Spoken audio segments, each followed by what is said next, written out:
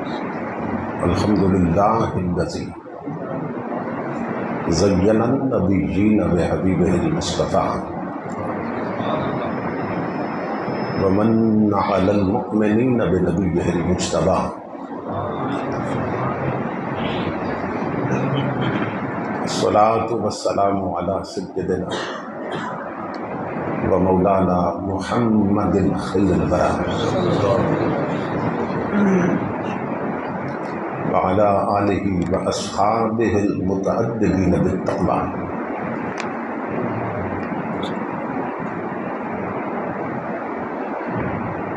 اما بعد فاعوذ باللہ السمیع العلیم من الشیطان اللعین الرجیم. بسم اللہ الرحمن الرحیم.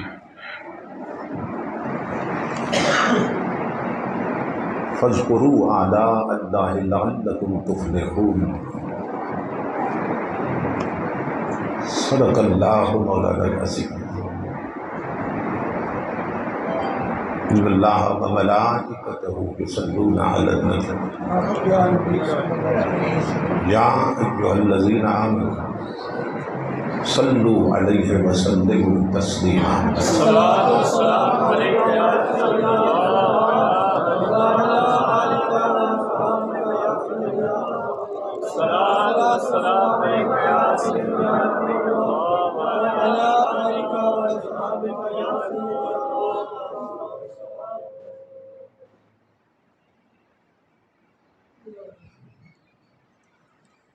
لائق صد احترام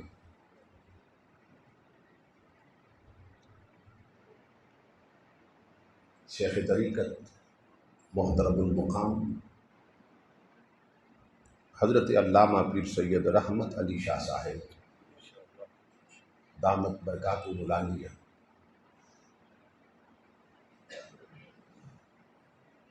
سرمایہ ملت اسلامیہ یادگار اسلاف استاذ العلماء محقق اہل سنت حضرت علامہ مفتی عبداللطیف نقشبندی صاحب دامت برکاتہ القدسیہ،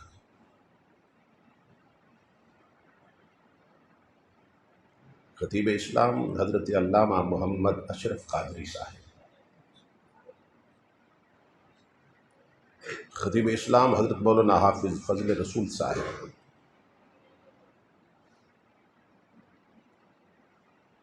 خطیب اسلام حضرت مولانا محمد شاہد صاحب، حضرت مولانا حافظ محمد عثمان صاحب،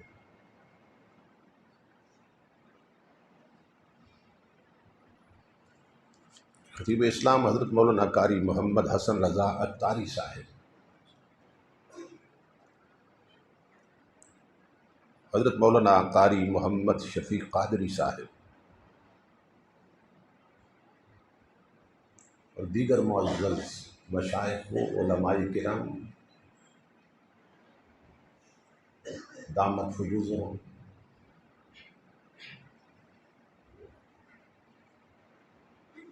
اور معظم حاضرین و سامعین، اللہ رب العزت کا لاکھ لاکھ شکر ہے کہ جس نے اپنی توفیق خاص سے آپ کو اور مجھے اپنی پاک بارگاہ میں حاضری کے شرف عطا کیا اور بارگاہ رسالت محمد صلی اللہ تعالیٰ علیہ وسلم بلہائے عقیدت پیش کرنے کی سعادت عطا فرمائی. اس عظیم الشان اور کثیر البرکات کانفرنس کے انعقاد پر میں آپ تمام حضرات کی خدمت میں بالعموم اور انجمن مجاہدین اسلام پنجاب کے جملہ کارکنان، وابستگان اور معاونین کی خدمت میں بالخصوص دل کی عطا گہرائیوں سے ہدیہ تبریک و تحسین پیش کرتا ہوں اب دعا کرتا ہوں کہ اللہ رب العزت دوستوں کی اس محنت کو اور ہم سب کی حاضری کو اپنی پاک بارگاہ میں قبول و منظور فرمائے۔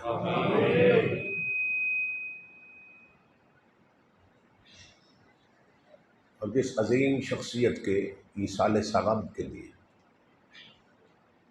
اس پروگرام کا اہتمام کیا گیا ہے، یعنی حضرت علامہ منیر انجم قادری صاحب رحمۃ اللہ تعالی، اللہ رب العزت انہیں کربٹ کربٹ اپنی رضائیں اور رحمتیں عطا فرمائے، جوار رحمت میں مقامات اولیاء سے نوازے۔ میرے لیے یہ بڑے فضل اور سعادت کی بات کہ میں اس پروگرام کے توسل سے حضرت علامہ مفتی عبداللطیف صاحب نقشبندی دامت برکاتہ العالیہ کی زیارت سے مشرف ہوا۔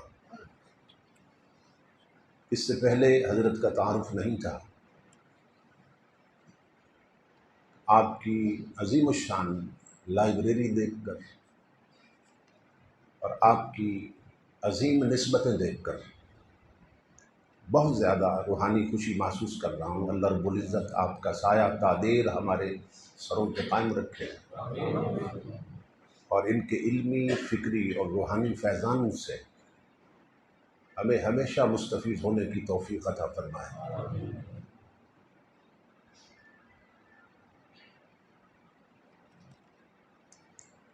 خوش بخت اور خوش نصیب ہوتے ہیں وہ لوگ جنہیں اللہ رب العزت اس طرح کی پاکیزہ مجالس میں حاضری کا شرف عطا کرتا ہے۔ جو لوگ ان محفلوں میں حاضر ہوتے ہیں وہ جنت کے باغ میں ہوتے ہیں۔ نبی اکرم صلی اللہ تعالیٰ علیہ وآلہ وسلم کا ارشاد گرامی ہے، اذا مررتم بریاض الجنت فرتعوا۔ میرے غلاموں، جب جنت کے باغوں میں جاؤ پھر اپنی خوراک لے لیا کرو، اپنی غذا لے لیا کرو۔ اصحاب رسول نے پوچھا وما ریاض الجنہ، یا رسول اللہ وہ جنت کے باغ کون سے؟ نبی اکرم صلی اللہ تعالیٰ علیہ وآلہ وسلم نے ارشاد فرمایا مجالس الذکر وفی روایت مجالس العلماء، کہ جس مجلس میں علماء حق ہوں وہی جنت کا باغ ہوتی ہے، اور جس مجلس میں صحیح العقیدہ اہل ذکر جمع ہو جائے وہی جگہ جنت کا باغ بن جاتا ہے۔ اس حدیث رسول کی روشنی میں اس کے مطابق اس وقت ہم جنت کے باغ میں بیٹھے ہیں۔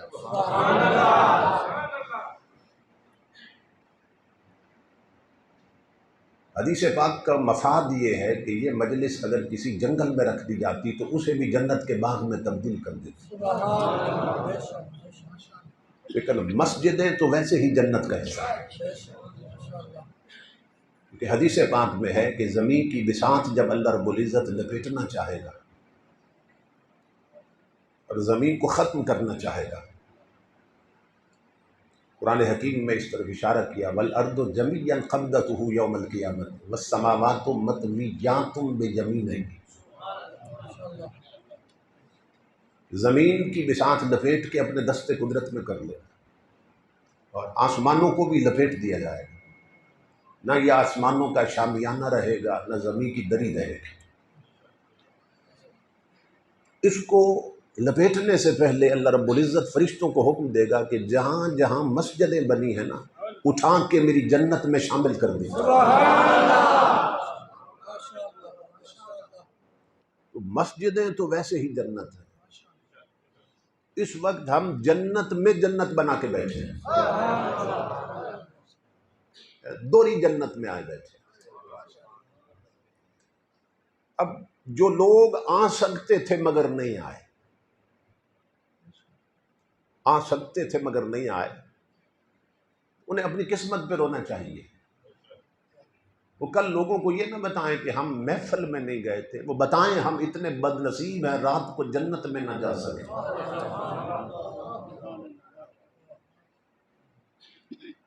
یہ جنت کا بانگ کھلا ہے، اب ہے تو بانگ مگر نظر نہیں آتا۔ اللہ رب العزت دکھا سکتا ہے مگر نہیں دکھاتا۔ وہ فرماتا ہے میں دکھا کے منوانے نہیں چاہتا، میں تمہیں دکھا کے نہیں منوانا چاہتا، میں ہر شے اپنے حبیب سے سنوا کے منوانا چاہتا ہوں۔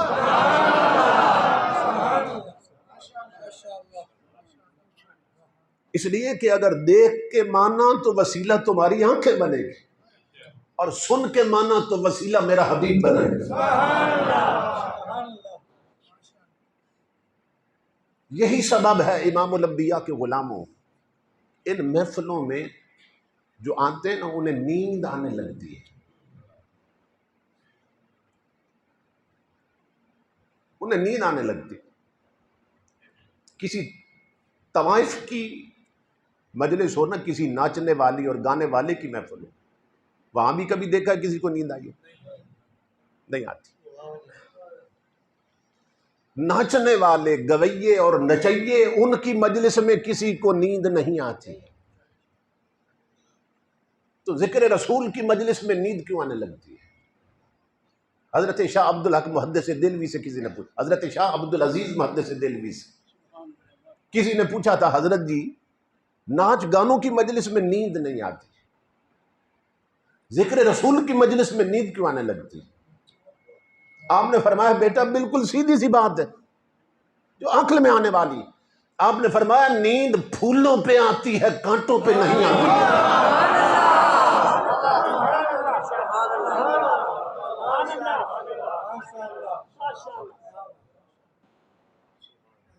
جو رقص کی مجلس میں ہیں، جو گانوں کی مجلس میں ہیں، وہ حقیقت میں کانٹوں پہ ہیں، اور جو ذکر نبی کی مجلس میں ہیں وہ حقیقت میں پھولوں پہ ہے، اور نیند پھولوں پہ آتی ہے، کانٹوں پہ نہیں آتی ہے۔ امام الانبیاء کے غلاموں مگر یہ کانٹے اور پھول اس دن نظر آئیں گے جس دن یہ آنکھ بند ہو رہی ہوگی اور یہ آنکھ کھل رہی ہوگی، مگر پھر پچھتاوے سے کچھ فائدہ نہیں ہوگا، پھر پچھتاوے سے کچھ فائدہ نہیں ہوگا۔ بہت سے لوگ ہیں جو آ سکتے تھے مگر نہیں آئے۔ بزرگ فرماتے ہیں کہ جو گھر چھوڑ کے اس جنت میں نہیں آتے وہ پل صراط سے گزر کر اس جنت میں بھی نہیں جا سکتے۔ جو تاش کی بازی چھوڑ کر اس جنت میں نہ آ سکے، جو دکانیں چھوڑ کر اس جنت میں نہ آ سکے، جو ٹی وی چھوڑ کر اس جنت میں نہ آ سکے، جو ٹچ موبائل چھوڑ کر اس جنت میں نہ آ سکے، وہ پل صراط سے گزر کر اس جنت میں بھی نہیں جا سکے۔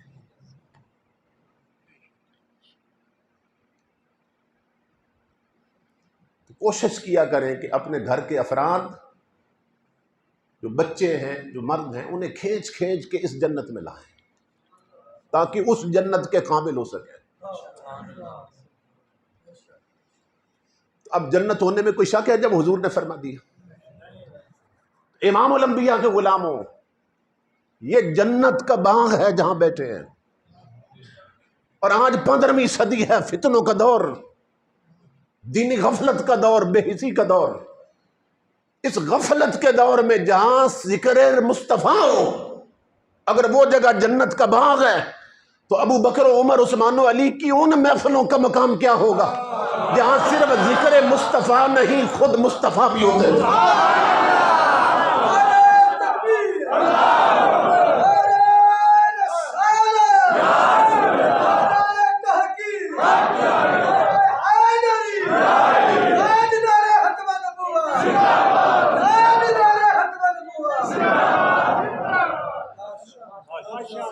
اس لیے کوئی الٹا بھی لٹک جائے صدیق اکبر کے نالین کی دھول کو نہیں پا سکتا ہے، فاروق اعظم کے نالین کی گرد کو نہیں پا سکتا ہے، کیوں؟ وہاں صرف ذکر رسول نہیں خود رسول بھی جلوہ گر ہوتے ہیں۔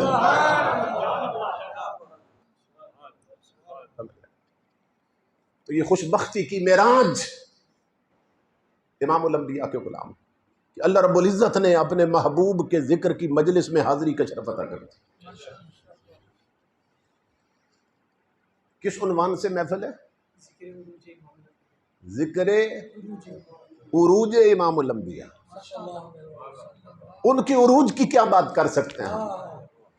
سمجھ رہے ہیں؟ دنیا کی محفلیں ہیں نا، دنیا کی محفلیں، سیاست کی محفلیں بندوں کے آنے سے سجتی ہیں.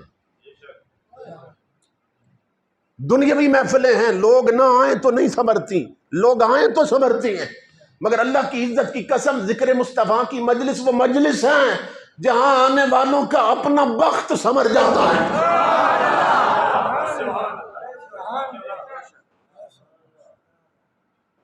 سمجھ رہے؟ ان کے عروج کی بات کیا کریں. اللہ رب العزت نے فرمایا وَلَلْآخِرَةُ خَيْرٌ لَكَ مِنَ الْأُولَىٰ. اے محبوب تیری آخرت تیری دنیا سے بھی بہتر ہوگی. آخرت دنیا سے بھی بہتر ہوگی، یعنی ہے دنیا بھی بہتر. اسلوب بیان دیکھیے نا، ہے دنیا بھی بہتر تیری میرے حبیب، دنیا بھی بہتر ہے تو اس سے بہتر کس کی ہو سکتی ہے دنیا بھی بہتر، مگر آخرت دنیا سے بھی بہتر ہوگی.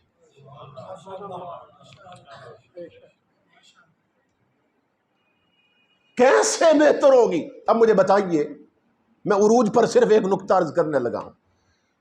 امام الانبیاء معراج پر گئے تھے اسی دنیا کی زندگی میں. کوئی پردہ رہا؟ دوریاں مٹ گئیں، فاصلے ختم ہو گئے، سارے پردے ہٹ گئے. خدا نے یار کو دامن قرب میں لے لیا، لذت وصال سے آشنا کیا، ہر دوری مٹا دی، ہر پردہ ہٹا دیا. فرمایا میرے حبیب یہ تیری دنیا ہے، آخرت آنے دے، بات اس سے بھی آگے بڑھ جائے گی.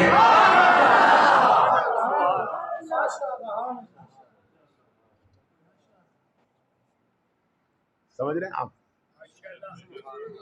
یہ دنیا ہے اور تیری آخرت دنیا سے بھی بہتر. اور اس کے ایک پہلو پر صوفیاء نے لکھا، وہ فرماتے میرے حبیب تیری دنیا سے آخرت بہتر ہے. کیسے؟ دنیا تو نے ایسے گزاری جیسے میں چاہتا تھا. اللہ فرما رہا تو نے مکے جیسا وطن چھوڑ دیا چونکہ میں چاہتا تھا. میرے حبیب تو طائف میں تبلیغ کے لیے گیا، پتھر کھائے، میرے حکم پہ گیا تھا. احد میں دندان مقدس شہید ہوئے، تو نہیں بولا کیونکہ میرے حکم پہ جہاد ہو رہا تھا. اے میرے حبیب تو غاروں میں رویا میری رضا کے لیے. دنیا کی زندگی تو نے ایسے گزاری جیسے میں چاہتا تھا. آخرت تیری دنیا سے بھی بہتر ہوگی. کیوں کہ آخرت ایسے گزرے گی جیسے تو چاہے گا.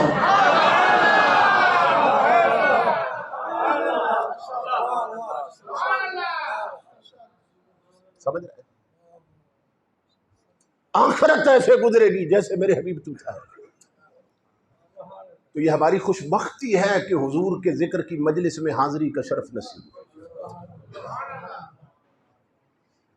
کیونکہ حضور کے ذکر کی مجلس میں آنے والے فی الحقیقت حضور کے سائل اور منگتے ہوتے ہیں، اور حضور کے منگتے کبھی خالی نہیں جاتے. حضرت شیخ شہاب الدین سہروردی بیان کرتے ہیں رحمت اللہ تعالیٰ، اکابر ولیوں میں سے ہیں. آپ فرماتے ہیں کہ جدہ شریف میں سمندر کے کنارے ایک مسجد تھی. اس مسجد کے ایک کونے میں ایک شخص نے 12 سال تک اعتکاف کیا. آپ تصور کریں کتنے سال؟ ہم رمضان شریف کا 10 دن کا نہیں کر سکتے، وہ 12 سال اعتکاف میرا اس کونے میں. وہ بندہ آپ بیتی بیان کرتا ہے، اعتکاف تو 12 سال کیا مگر عقیدہ ٹھیک نہیں تھا. کیسے؟ وہ کہتا ہے میں اپنے کونے میں بیٹھا تھا اور اسی مسجد کے دوسرے کونے میں کچھ لوگ آئے اور ذکر رسول شروع کر دیے. وہ کہتا ہے میری پیشانی پہ بل پڑ گئے.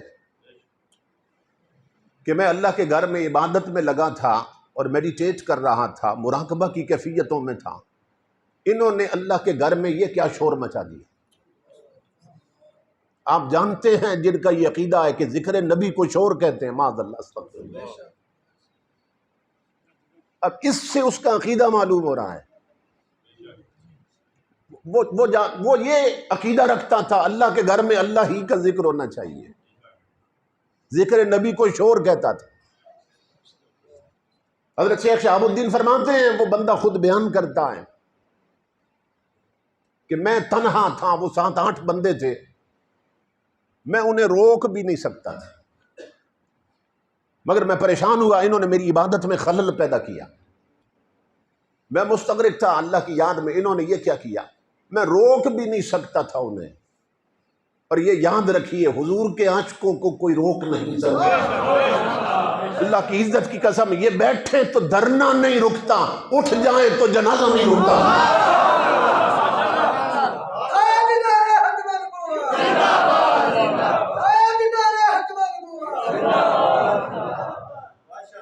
انہیں کون روک سکتا ہے؟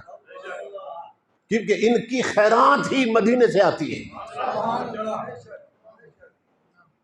یہ کسی کے ڈالروں اور ریال پہ نہیں پلتے، یہ حضور کے عشق کی خیرات لیتے ہیں مدینے سے۔ تو امام الانبیاء کے غلاموں، وہ بندہ کہتا ہے کہ میں روک بھی نہیں سکتا تھا۔ اب منظر عجیب بن گیا، ایک ہی مسجد کے 2 کونے، میں اپنے کونے میں بیٹھ کے جلتا رہا، وہ اپنے کونے میں ذکر مصطفیٰ کر کے مچلتے رہے۔ اپنے اپنے نصیب کی بات، اسی ذکر سے کوئی جل جاتا ہے، کوئی مچل جاتا ہے۔ اللہ، اسی ولادت سے کوئی جل جاتا ہے، کوئی مچل جاتا ہے، تو اپنے اپنے نصیب کی بات۔ وہ کہتا ہے چند گھڑیاں وہ لوگ ذکر رسول کر کے نا اس کونے میں دوسرے کونے میں چلے گئے۔ جب رات کو میں سویا تو اللہ کی عزت کی قسم میں نے خواب دیکھی، جس کونے میں 12 سال میں اعتکاف میں رہا تھا وہ کونا خالی پڑا تھا، اور جہاں چند گھڑیاں ذکر مصطفیٰ ہوا تھا وہاں امام الانبیاء خود تشریف لائے بیٹھے تھے۔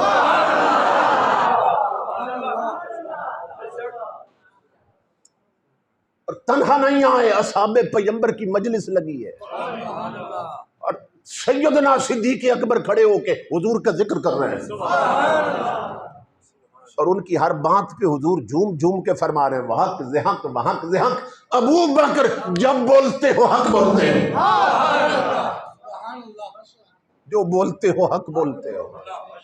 وہ کہتا ہے میں نے خام میں کوشش کی کہ اٹھ کے نا حضور کی مجلس میں شامل ہو جاؤں، مگر زمین نے پکڑ لیا کہ بد نصیب، جب جانتی مجلس میں نہیں گیا تو اب کیسے جائے گا۔ کہتا زمین نے پکڑ لیا، زمین نے پکڑ لیا، میں نہیں جا سکا، مگر لوگوں میرا عقیدہ بدل گیا، اور مجھے یہ بات سمجھ آ گئی کہ اگر عقیدہ ٹھیک نہ ہو تو 12 سال کا اعتکاف بھی کوئی اثر پیدا نہیں کرتی، اور اگر عقیدہ صحیح ہو تو کبھی کبھی کملی والے خود تشریف لے آتے ہیں۔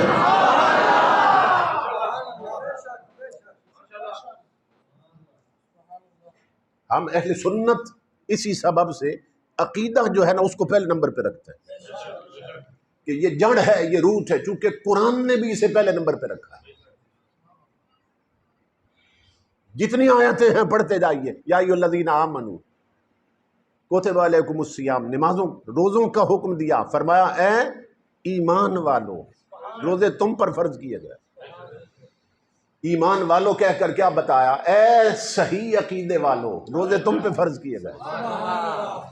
یا ایھا الذین آمنوا اصبروا وصابروا، اے صحیح عقیدے والو مشکل بن جائے تو صبر کرنا ہے، ثابت قدم رہنا ہے۔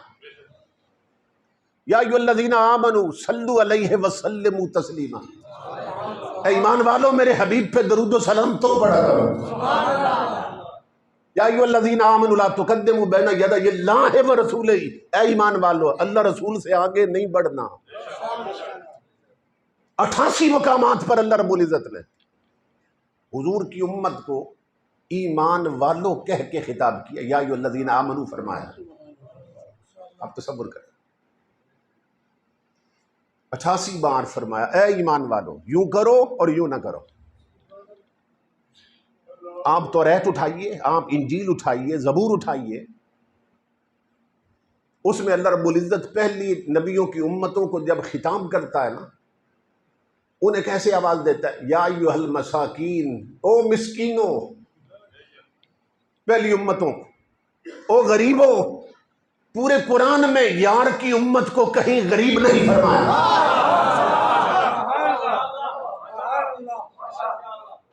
غریب کہہ کر حضور کی امت کو آواز نہیں دی خدا نے. کیوں؟ کہ جس امت کو مصطفیٰ مل جائے وہ کبھی غریب نہیں ہوتی.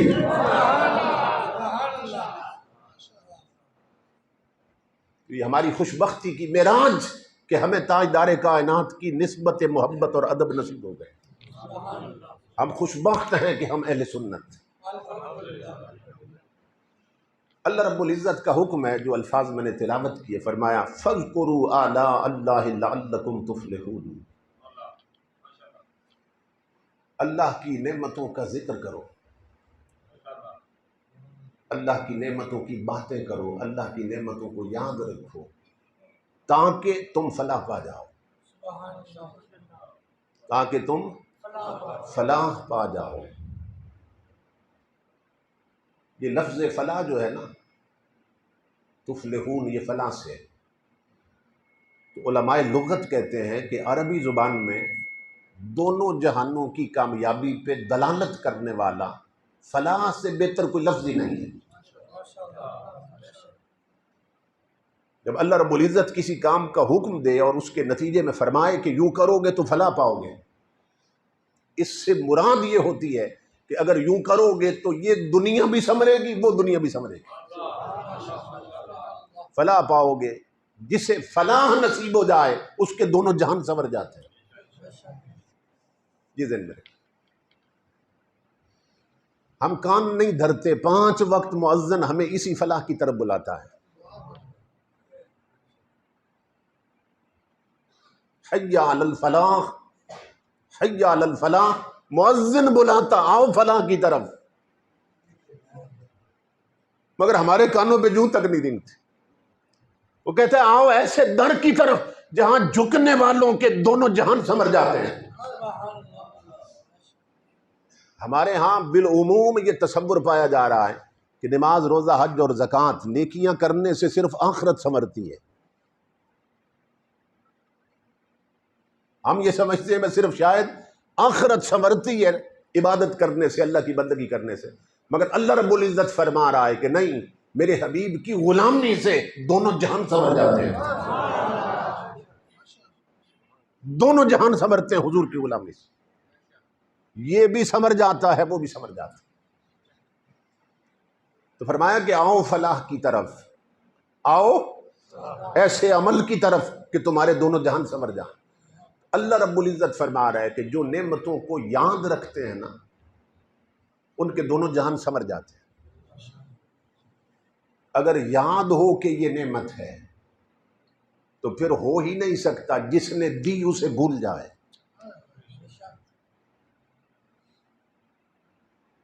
مفسرین فرماتے ہیں کہ اللہ رب العزت ذکر نعمت کا حکم دے کے نا شکر نعمت کے راستے پہ چلانا چاہتا ہے.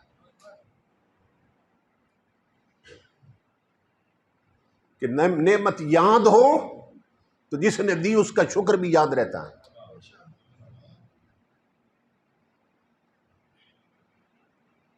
اور شکر کیوں کروانا چاہتا ہے؟ ذکر نعمت اس لیے حکم دے رہا ہے کہ شکر کے راستے پہ چلے. اب شکر کیوں کروانا چاہتا ہے؟ تو فرمایا قرآن میں اس نے خود جواب دیا، لئن شکرتم لازیدنکم.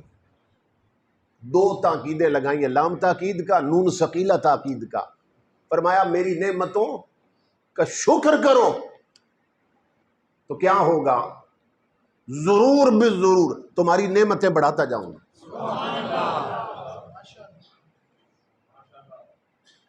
شکر نعمت سے نعمت گھٹتی نہیں، بڑھتی ہے. مگر افسوس یہ ہے کہ کئی پڑھے لکھے لوگ بھی، یعنی جن کے پاس دنیاوی تعلیم ہے، ان کی بات کر رہا ہوں، بی اے بی ایڈ ہیں، ایم ایس سی ہیں، ایم اے ہیں، PhD ہیں, LLB ہیں, MBBS ہیں, انجینئر ہیں، ان سے پوچھو کہ شکر کا طریقہ کیا ہے، نہیں جانتے۔ جس شکر پر نعمت بڑھتی ہے، ہماری میجارٹی نہیں جانتی اس شکر کا طریقہ کیا ہے۔ ہم نے یہ سمجھ رکھا ہے بھئی پیٹ بھر کے کھایا، ڈکار آئی تو الحمدللہ کہہ دیا، نہ نماز پڑھی نہ روزہ رکھا، بس شکر ادا ہو گیا۔ ایک درجے میں تو یہ بھی غنیمت، لیکن جس شکر پر اس کا وعدہ ہے کہ نعمتیں بڑھاتا ہوں، وہ کون سا شکر ہے؟ اگر آج ہم نے شکر کا طریقہ سیکھ لیا نا تو سمجھے کہ خطاب ٹھکانے لگا، اور اس پہ عمل ہو گیا تو دونوں جہان سمجھے۔ وہ کون سا شکر ہے جس پر اس کا وعدہ ہے، اور یہ وعدہ سیاستدان کا نہیں، رحمان کا ہے۔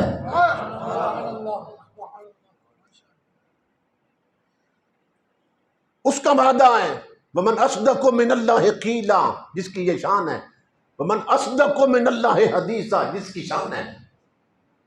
کہتا ہے شکر کرو گے تو نعمتیں گھٹنے نہیں دوں گا، بڑھاتا جاؤں گا۔ تو طریقہ کیا ہے؟ حضرت جنید بغدادی فرماتے ہیں، آپ فرماتے ہیں جس شکر پر نعمتیں بڑھتی ہیں وہ شکر یہ ہے کہ اللہ نے جو جو نعمتیں تمہیں دی ہیں نا، اس کی دی ہوئی نعمتوں سے اس کی نافرمانی نہ کرو، یہی شکر ہے۔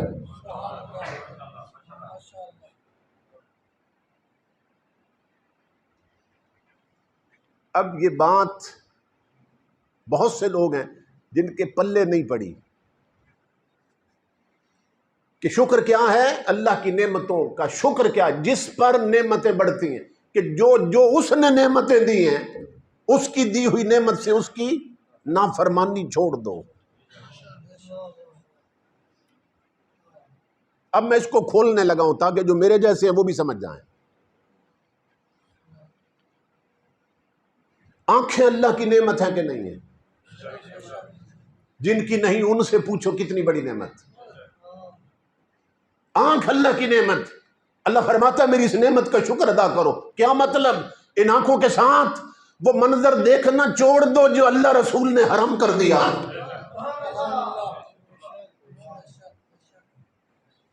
کان اللہ کی نعمت ہے، فرمایا اس نعمت کا شکر ادا کرو۔ کیا مطلب؟ ان کانوں کے ساتھ وہ چیزیں سننا چھوڑ دو جن کا سننا اللہ رسول نے منع فرما دیا۔ ہاتھ اللہ کی نعمت ہے، فرمائے اس نعمت کا شکر ادا کرو۔ کیا مطلب؟ ان ہاتھوں کے ساتھ اس چیز کو چھونا بھی چھوڑ دو کہ جس کو ہاتھ لگانا بھی اللہ رسول نے حرام کر دیا۔ آج ٹچ موبائلوں پر ہماری انگلیاں کس چیز کو کھولتی ہیں؟ کون کون سی ویب سائٹس کھولتی ہیں؟ یہ ہاتھ بولیں گے، زبانیں اس دن گنگ ہوں گی تو یہ بتائیں گے ان انگلیوں سے کیا کیا کرتے رہے ہیں۔ فرمایا ہاتھ نعمت ہے، اس کا شکر ادا کرو، ان سے اس چیز کو چھونا بھی چھوڑ دو جس کو چھونا اللہ رسول نے حرام کر دیا۔ پاؤں اللہ کی نعمت ہیں، ان قدموں کے ساتھ ان بغیرتی کے راستوں پہ چلنا چھوڑ دو جہاں چلنا اللہ رسول نے حرام کر دیا۔ دل دماغ اللہ کی نعمت ہے، فرمایا اس دل اور دماغ کے ساتھ اس چیز کا تصور بھی چھوڑ دو کہ جس کا سوچنا بھی اللہ رسول نے حرام کر دیا۔ اب بتائیے اس درجے میں کتنے ہیں جو شکر کر رہے ہیں؟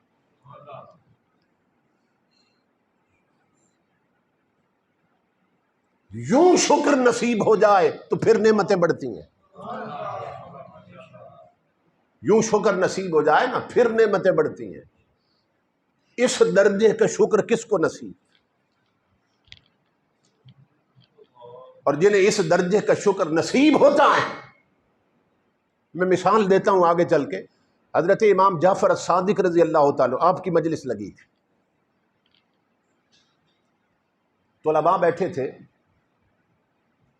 تو سارے طالب علم اٹھ کے چھٹی ہوئی تو چلے گئے، حضرت سفیان ثوری بیٹھے رہے۔ آپ نے فرمایا سفیان سب چلے گئے تو نہیں گیا، سب چلے گئے تو نہیں گیا۔ انہوں نے سر جھکا کے عرض کی کہ حضرت آپ خون رسول ہیں، آج میں اس لیے بیٹھا ہوں کہ آپ سے نا کوئی جڑ کی بات پوچھ لوں، جس کو پتے کی بات کہتے ہیں، کوئی پتے کی بات پوچھ لوں، کوئی ایسی بات مجھے بتائیں کہ جس کو نہ پلے باندھ لوں اور وہ ایک بات زندگی بھر کے لیے کافی ہو جائے۔ اچھا،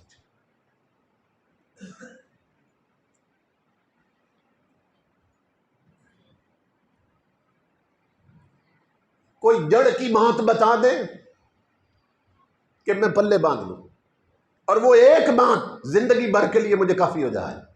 اب سننا انہوں نے کیا فرمایا، انہوں نے فرمایا سفیان جو نعمتیں اللہ نے دی ہیں اگر چاہتے ہو ان میں کمی نہ آئے تو ان نعمتوں پر رب کا شکر کبھی نہ بھولنا،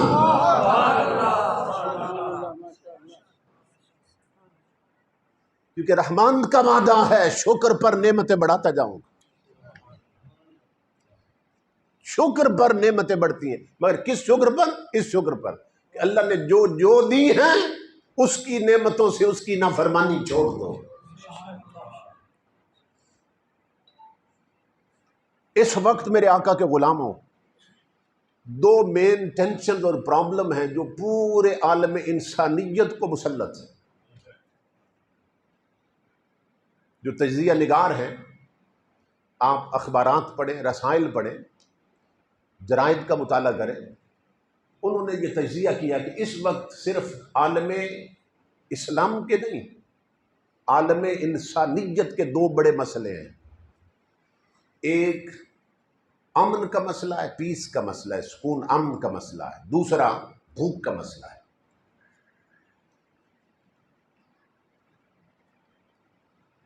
چھوٹے ملک ان پر بڑے ملک قبضہ جما رہے ہیں، ان کے وسائل حیات پہ قابض ہو رہے ہیں۔ کیوں؟ وہ چاہتے ہیں ہم اپنی تجوریاں بھر لیں تاکہ ہمارے ملک میں کبھی بھوک نہ آنے پائے، غریبی نہ آنے۔ اسی لیے کبھی افغانستان پہ حملہ ہوتا ہے اور کبھی عراق پہ، اور لوٹ مار مچا کے چلے گئے، اپنے سٹاک بنا رہے ہیں، اپنی تجوریاں بھر رہے ہیں تاکہ ہمارے ملکوں میں کبھی بھوک نہ آنے پائے۔ اسی طرح بڑے لوگ چھوٹے لوگوں کے وسائل کو چھین رہے ہیں، ہمارے تاجر بددیانت ہو گئے، ہمارے افسر حرام خور ہو گئے، ہمارے حکمران رب رسول کے باغی بن چکے ہیں، بھائی بھائی کی زمین دبائے بیٹھا ہے، تاجر ترازو میں تولتے ہوئے ڈنڈی مار رہا ہے، ملاوٹ والا مال بیچ رہا ہے، دودھ بیچنے والا پانی ملا رہا ہے۔ کیوں؟ راتوں رات اتنا امیر بن جاؤں کہ میرے گھر میں کبھی غریبی اور بھوک نہ آنے پائے۔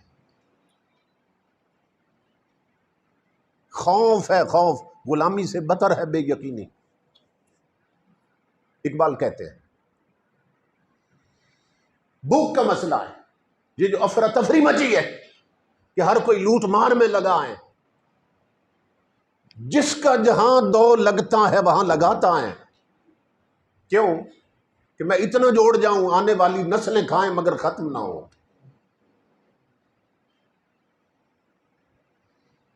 ایک ہے بھوک کا مسئلہ، دوسرا ہے امن کا مسئلہ، کہ ہر کوئی یہ سمجھتا ہے اس کی زندگی خطرے میں ہے، اور ہمارے ملک میں تو زیادہ خطرے میں ہے۔ اور آج کے دور میں صورتحال یہ ہے حضور کے غلاموں کہ جو جتنا بڑا ہے اتنا خطرے میں ہے۔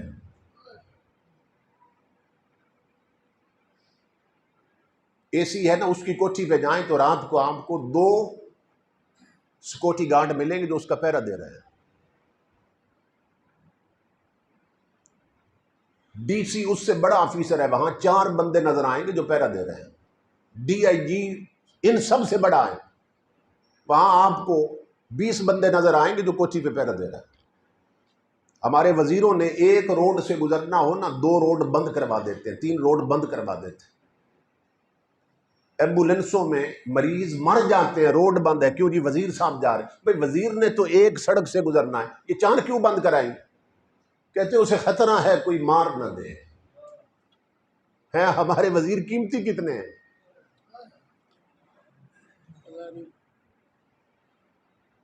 مگر جو جتنا بڑا ہے اتنا خطرے میں ہے.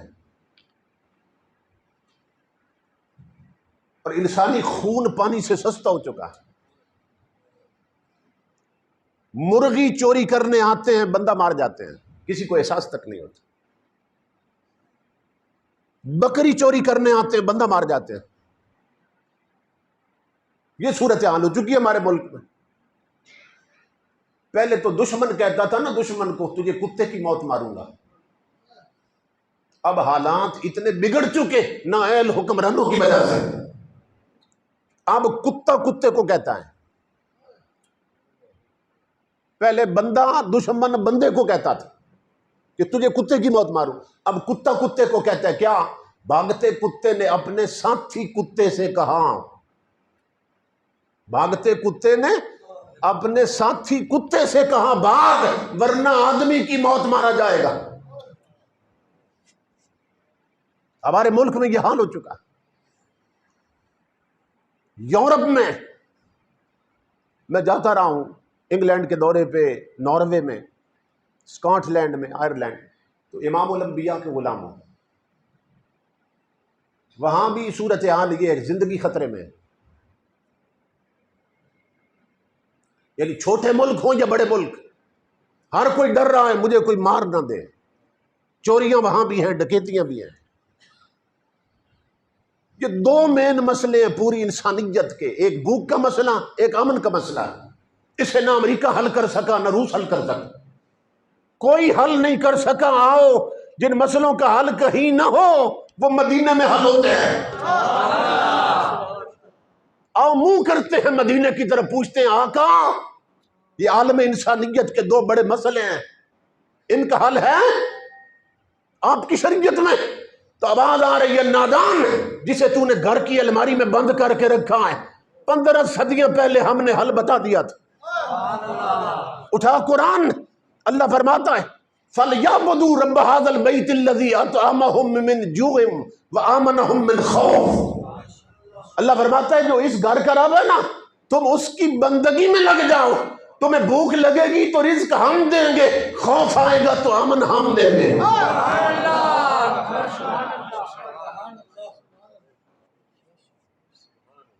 بتا رہا ہے کام تمہارا کیا ہے. ایک کام تم کرو, یہ دو ہم ذمہ لیتے ہیں کہ تم محبوب کی غلامی میں آ جاؤ, ہماری اطاعت میں آ جاؤ, تو پھر خوف ہوگا تو امن ہم دیں گے, اور بھوک لگے گی تو رزق بھی ہم دیں گے. یہ ذہن میں رکھیے. ہم نے قرآن پڑھنا جو چھوڑ دیا, یہ کسی بڑی صورت میں نہیں, سورہ قریش میں اللہ رب العزت نے فرمایا کہ جو اس گھر کے رب کی بندگی میں لگ جائیں, انہیں بھوک آئے تو پھر رزق ہم دیتے ہیں, اور خوف آئے تو امن بھی ہم دیتے ہیں. اس پر میں اپنے ہی ملک کی مثال دینے لگا ہوں. امام الانبیاء کے غلاموں, یہ سن 1960 اور 70 غالباً یہ جو عشرہ گزرا ہے نا, اس کے دوران پاکستان میں ایک وقت ایسا آیا تھا کہ یہاں گندم کا قحط پڑ گیا تھا.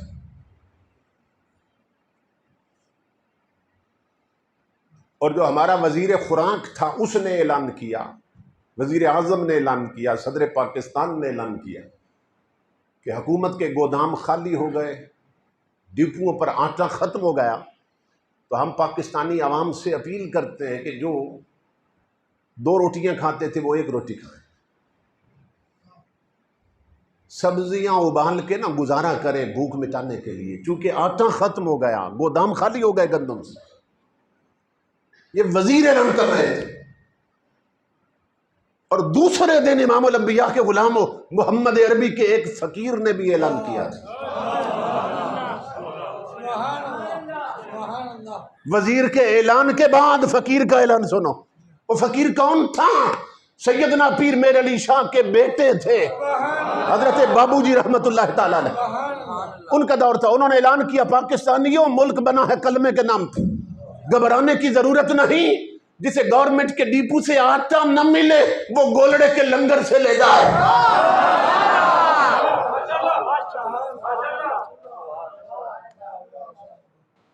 کہ اپنے رب کا شکر گزار بندہ تھا، اسے معلوم تھا میرے رب کا وعدہ لَإِن شَكَرْتُمْ لَأَزِيدَنَّكُمْ، شکر کرو گے تو نعمتیں گھٹنے نہیں دوں گا۔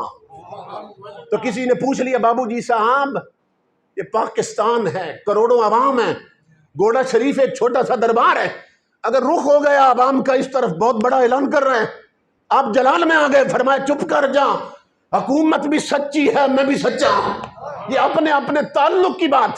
فرمایا گورنمنٹ کا تعلق امریکہ کے ساتھ ہے، گولڑے کا تعلق مصطفیٰ کے مدینے کے ساتھ۔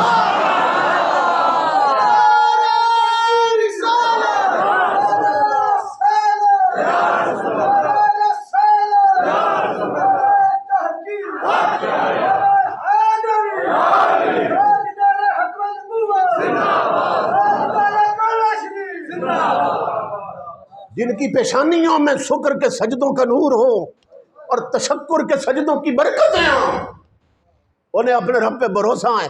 کہا حکومت بھی ٹھیک کہتی ہے، اس کا تعلق امریکہ کے ساتھ ہے اور میرا تعلق کملی والے کے مدینے کے ساتھ ہے۔ نہ رئیس ہوں نہ امیر ہوں، نہ میں بادشاہ نہ وزیر ہوں، تیرا عشق ہے میری سلطنت، میں اسی کا ادنی فقیر ہوں۔ جن کی خیرات حضور کے در سے آتی ہے، جنہیں عزت مدینے سے ملتی ہے۔ امام الانبیاء کے غلام و دوست کہہ رہے تھے یہ فکرہ ضرور بولنا ہے، میں آج کے دور میں یہ اعلان کرتا رہا ہوں اور آج بھی کر رہا ہوں، تحریک لبیک کو مٹانے کے لیے بدماش اور غنڈے میدان میں آئے، ظلم و ستم کے پہاڑ توڑے گئے، ویل چیئر پر بیٹھنے والا عاشق رسول جس نے یار کے لیے مارے کھائیں، جو ڈنڈے کھا کے بھی ہنستا تھا اور پولیس والے حیران ہو کے پوچھتے تھے تو ہنستا کیوں ہے، تو وہ فرماتے تھے کہ جن کے لیے تم نوکری کر رہے وہ تمہیں نہیں دیکھ رہے، جس کے لیے میں کر رہا ہوں وہ مجھے دیکھ رہا ہے۔ تاجدار ختم نبوت، تاجدار ختم نبوت، تاجدار ختم نبوت۔ میں نے پہلے بھی چیلنج کیا آج بھی کر رہا ہوں کہ انہیں دبانے والوں تم سارے آ جاؤ، کسی میدان میں اعلان کرو سیکورٹی گارڈ ہٹاؤ، تم آ جاؤ، اپنے منہ لے کر میں امیر المجاہدین کے صرف جوتے لاتا ہوں۔ اللہ کی عزت کی قسم تمہیں تمہاری اوقات سمجھ آ جائے گی اور تم جوتوں میں ڈوب جاؤ گے، اس کا جوتا بھی پھولوں میں ڈوب جائے گا۔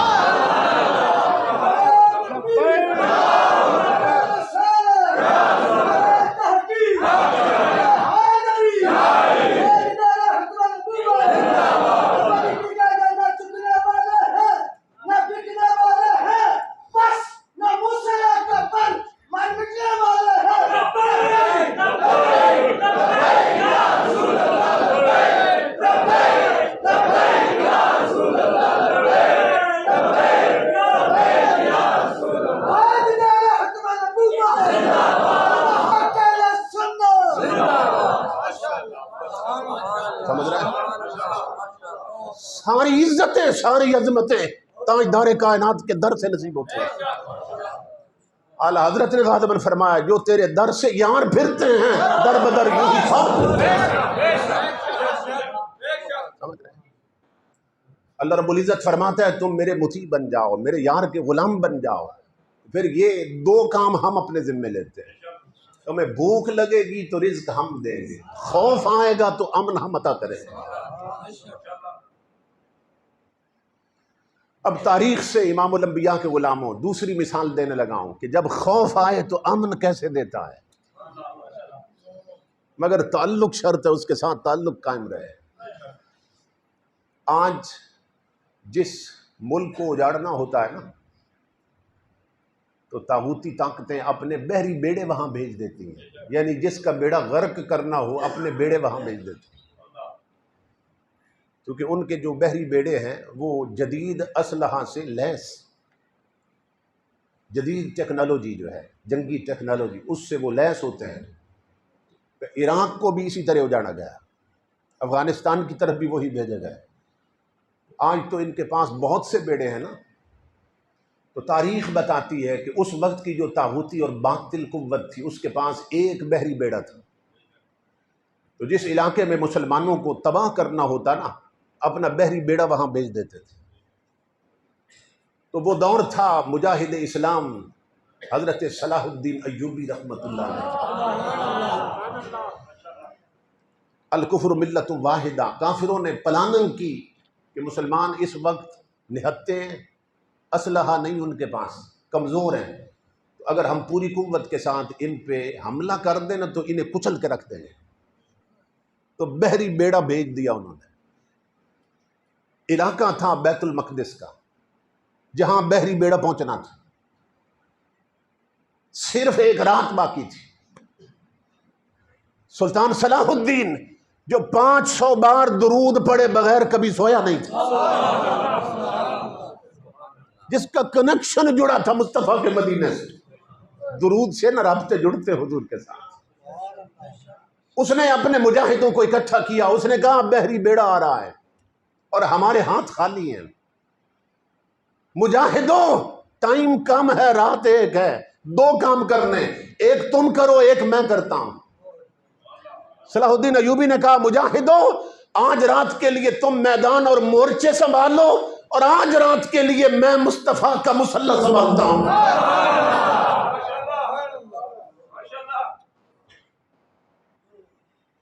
قریب ہی مسجد اقصیٰ تھی، عشاء کی نماز صلاح الدین ایوبی رحمۃ اللہ علیہ نے جماعت سے پڑھی۔ جب عشاء پڑھ کے سارے نمازی نکل چکے، امام بھی نکل گیا، تو صلاح الدین ایوبی نے نا اندر سے کنڈیاں لگا دی، تنہا رہ گیا مسجد میں، اپنا تاج اتارا، زمین پہ کشکول بنا کے رکھ دیا، پیشانی رکھی، پھر رخسار رکھ کے زمین پہ عرض کی اے رب مصطفیٰ، یہ جو بلا آ رہی ہے، مصیبت آ رہی ہے، عورتیں بیوہ ہوں گی، بچے یتیم ہو جائیں گے، تجھے اس محبوب کا واسطہ جس پر میں درود پڑے بغیر کبھی سویا نہیں، کوئی مدینے سے خیرات بھیج۔ ساری رات سجدے میں سر رکھ کے روتا رہا۔ رات گزرنے کی خبر اس وقت ہوئی سے جب مینارے پر فجر کی مؤذن نے اذان شروع کر دی۔ صلاح الدین ایوبی اٹھا، آنسو صاف کیے، اس نے کنڈیاں کھولی، نمازی آئے، فجر کی نماز پھر جماعت سے پڑھی۔ اب نماز پڑھ کے جب نکلا نا مین گیٹ سے، تو سامنے پھٹے کپڑوں میں محمد عربی کا ایک فقیر کھڑا تھا۔ اس نے بازو پھیلائے، کہا بیٹا صلاح الدین آؤ میرے سینے لگو۔ سینے لگا کے ماتھا چوما اور کہا صلاح الدین تجھے مبارک ہو، تیرے رات کے آنسوؤں نے دشمن کا بیڑا غرق کر دیا۔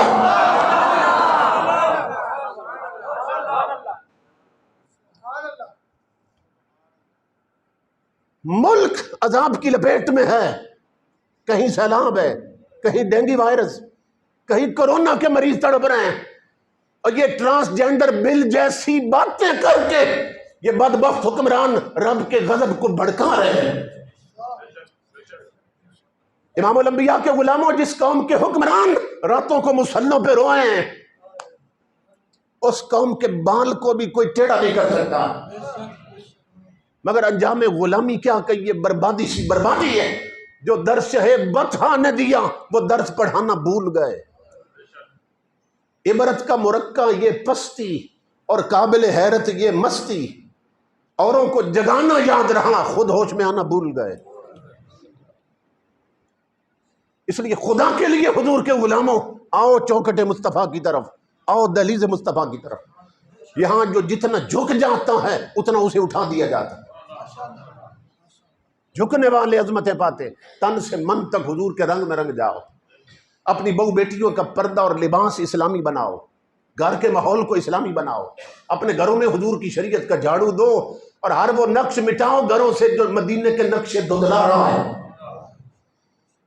جب بچے کچھ سیکھنے کے قابل ہوں تو انگریزی سکولوں میں بعد میں بھیجو، گٹی میں نبی کا قرآن پہلے ڈالو، اور بیٹیوں کو بتاؤ کہ تم چراغ خانہ ہو، شمع محفل نہیں ہو، اور تمہارا نمونہ عمل کوئی فلمی ناگن نہیں، رسول اللہ کی بیٹی فاطمہ زہرا ہے۔ جوانوں ٹچ موبائل چھوڑو، جیبوں میں سورہ یاسین رکھو، اور گلیوں میں چلتے ہوئے بھی حضور کی تصور میں پھرا کرو، اور درود و سلام ورد زبان رکھو۔ اللہ رب العزت میرے ان بھائیوں کو سلامت رکھے، کہ جن کے سبب سے ہم یہاں حاضر ہوئے اور مل بیٹھ کر ہم نے اللہ اور اس کے محبوب کا ذکر کیا اور سنا اور سنایا۔ اللہ رب العزت حضرت کا سایہ، قبلہ کا سایہ تادیر اہل سنت کے سروں پہ قائم رکھے اور ہم سب کو عملاً حضور کی غلامی عطا فرمائے۔ وما علینا الا البلاغ۔